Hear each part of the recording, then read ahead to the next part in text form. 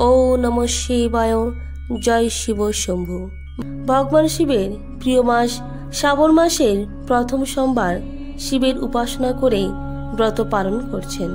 ताई आजकेर भिडियोते व्यक्त करब श्रावण सोमवारे शिव व्रत कथा। श्रावण मासे यदि आपनी भगवान शिवेर पूजा करार मनस्थिर करे राखेन ताहले एई व्रत कथाटी अवश्यई श्रवण करबेन, नचेत व्रत सम्पूर्ण हय ना। बंधुरा, श्रावण मासेर प्रति सोमवारे এই ব্রতকথার মধ্য দিয়ে আপনি পরিষ্কারভাবে জানতে সক্ষম হবেন শ্রাবণ মাসের প্রতি সোমবার দিন ভগবান শিবের আরাধনা করলে আসলে কি হয়। তাই ব্রতকথাটি বাবার পূজার পূর্বেই বারবার শ্রবণ করবেন এবং অতি অবশ্যই শ্রাবণ মাসের প্রতি সোমবার দিন বাবার পূজার পর একটিবার হলেও শ্রবণ বা পাঠ করবেন। এখানে একটি বিষয় সর্বদা মনে রাখবেন, যে কোনো ব্রতকথা কখনোই অসম্পূর্ণ শ্রবণ করতে নেই। শুরু করছি শ্রাবণ মাসের প্রতি সোমবারে শিবের ব্রত। প্রাচীনকালে এক নগরে একজন মহাজন বাস করতেন। তিনি ছিলেন অঢেল ধনসম্পত্তির মালিক, কিন্তু ওই মহাজন নিঃসন্তান হওয়ার কারণে মনে মনে খুবই দুঃখী থাকত। তাই প্রতি সোমবার তিনি উপবাস রেখে শিব পার্বতীর পুজো করতেন। মা পার্বতী তার ভক্তিতে প্রসন্ন হয়ে শিবের কাছে ওই মহাজনের মনস্কামনা পূর্ণ করার আবেদন জানান। শিব জানান, হে পার্বতী, এটি মহাজনের ভাগ্য লেখা রয়েছে। কিন্তু পার্বতী শিবের এই কথা স্বীকার করতে চান না এবং মহাজনের ভক্তির সম্মান রাখার আবেদন জানাতে থাকেন বারবার। তখন শিব মহাজনকে পুত্র লাভের আশীর্বাদ দেন, কিন্তু তার পুত্রকে শুধুমাত্র 12 বছরের আয়ু দেন। একথা শুনে মহাজন আনন্দিত হলেন না, আবার দুঃখও পেলেন না। কিন্তু তিনি শিবের পুজো বন্ধ করা ছাড়লেন না। তিনি নিয়মিত শ্রাবণ মাসের প্রতি সোমবারে উপবাস রাখত ও ব্রতকথা শুনত। শিবের আশীর্বাদে মহাজনের ঘরে পুত্র সন্তান জন্মগ্রহণ করে। ছেলের বয়স যখন 11 বছর হয়ে গেল, তখন মহাজন তাকে কাশী শিক্ষা গ্রহণের জন্য মামার সঙ্গে কাশীর উদ্দেশ্যে পাঠিয়ে দেন। মহাজন নিজের ছেলেকে ধনসম্পদ দিয়ে বলেন, পথে যজ্ঞ করো, যেখানে যজ্ঞ করাবে সেখানে ব্রাহ্মণদের ভোজন করাবে এবং দক্ষিণা দিয়ে অগ্রসর হবে। মহাজনের কথা মতো দুই মা ভাগ্নে এভাবে যজ্ঞ করাতেন এবং ব্রাহ্মণদের দান দক্ষিণা দিয়ে কাশীর দিকে অগ্রসর হতে থাকেন। যেতে যেতে পথে এক নগর আসে, আর সেদিন সেখানে এক রাজার কন্যার বিবাহ হচ্ছিল।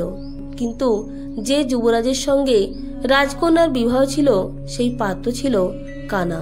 তাই যুবরাজের বাবা নিজের ছেলের এই প্রতিবন্ধকতার কথা লুকিয়ে যাওয়ার জন্য একটি ফন্দি আঁটেন।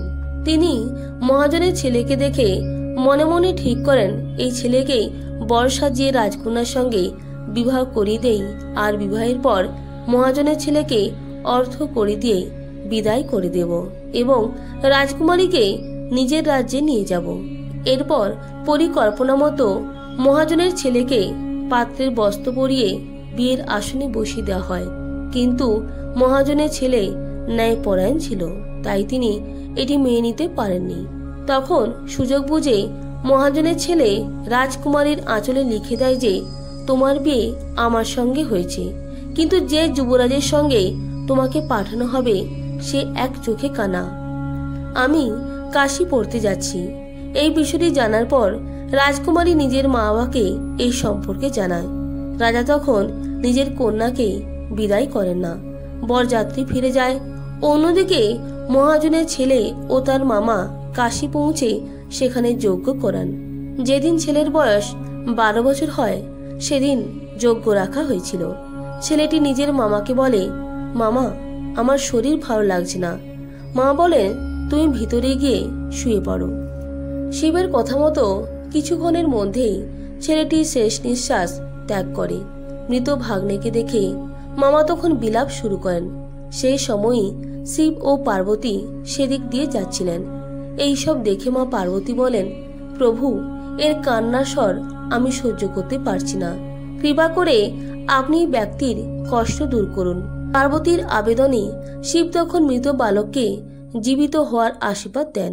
শিবের আশীর্বাদে সেই বালক পুনরায় জীবিত হয়ে ওঠে।